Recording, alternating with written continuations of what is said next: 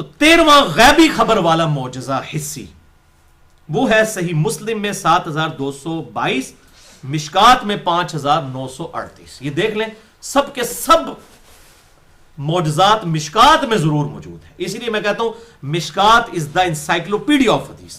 مسئلہ number 111B اسی لیے ریکارڈ کیا ہے مشکات کے مکمل تعارف پہ کہ مشکات آپ کے گھر آ جائے تو سمجھے آپ کے پاس اہل سنت کی مین سٹریم کی تمام احادیث کی کتابیں اس ایک کتاب میں 6294 احادیث کا مجموعہ مشکات المصابیح ہماری ویب سائٹ ahlsunnatpak.com پہ شیخ زبیر لزئی رحمہ اللہ المتوفا 1435 ہجری ان کی تحکیم اور تحقیق اور تخریج کے ساتھ وہ رکھی بھی ہوئی ہے.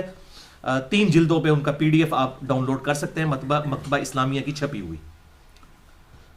تو یہ صحیح مسلم 7222، مشکات میں 5938. سیدنا عمر ابن خطاب مولا عمر علیہ السلام ورضی اللہ تعالیٰ عنہ کہتے ہیں کہ نبی صلی اللہ علیہ وسلم نے غزوہ بدر والے دن ایک دن پہلے ہمارے ساتھ زمین پر لکیریں کھینچیں اور فرمایا کل ابو جہل کی لاش یہاں پڑی ہوگی، عتبہ کی لاش یہاں پر پڑی ہوگی، فلاں کی لاش یہاں پر پڑی ہوگی. اللہ اکبر، یہ کوئی بندہ بتا سکتا ہے؟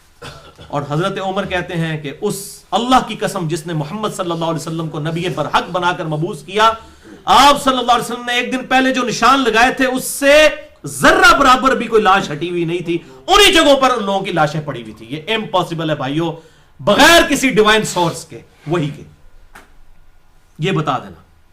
اور قرآن حکیم میں تو واضح جن 5 علوم کا ذکر ہے اس میں یہ بھی ہے کہ کوئی جان نہیں جانتا سورہ لقمان کے آخری رکوع کے اندر کہ اس کو موت کہاں کس سرزمین میں موت آئے گی.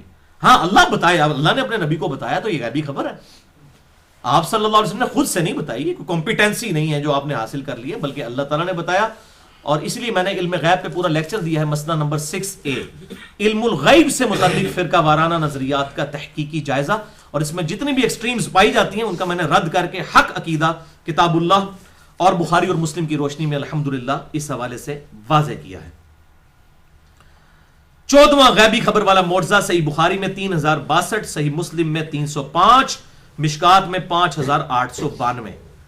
غزوہ حنین کے موقع پر ایک شخص جو کہ آپ صلی اللہ علیہ وسلم کے ساتھیوں میں شامل تھا، اور صحابہ کہتے ہیں وہ مسلمان ہمارا بھائی دعوے دار ہمارے ساتھ مسلمان تھا،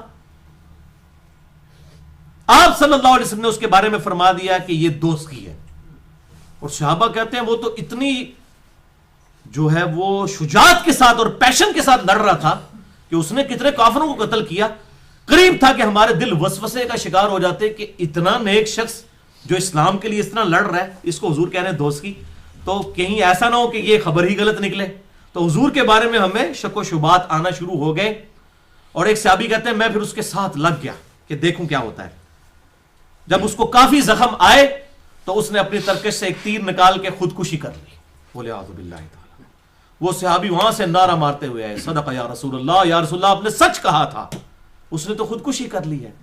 تو آپ صلی اللہ علیہ وسلم نے فرمایا اس کے جواب میں آپ نے فرمایا کہ میں گواہی دیتا ہوں کہ میں اللہ کا بندہ اور اس کا رسول ہوں.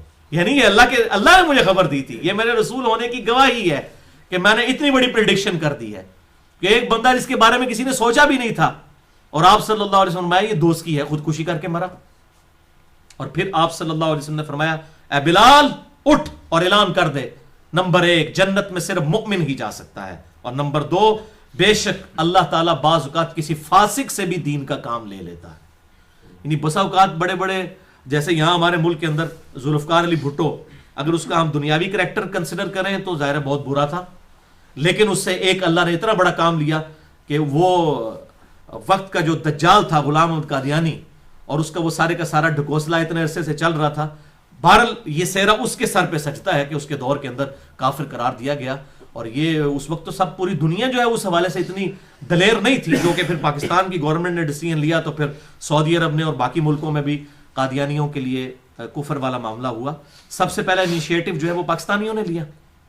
تو اللہ تعالیٰ بسا اوقات کسی فاسق سے بھی دین کا کام لے لیتا ہے، یہ آپ صلی اللہ علیہ وسلم نے ارشاد فرمایا.